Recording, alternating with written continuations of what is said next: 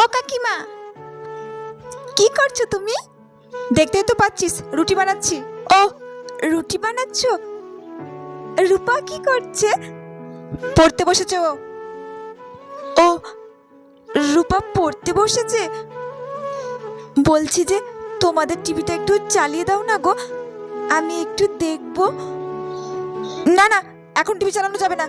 এখন টিভি চালালে ওর পড়াশোনায় ডিস্টার্ব হবে। এখন টিভি চালাতে পারবো না, পরে আসিস, কালকে সকালে এসে টিভি দেখে যাস। কাকিমা, আজকে না মা সিরিয়ালটা খুব ভালো হবে, সেই জন্য দেখতে বললাম না তোকে? এখন বাড়ি যা, সকালে যখন রিপিট টেলিকাস্ট দেবে 8টার সময়, তখন এসে দেখে যাস।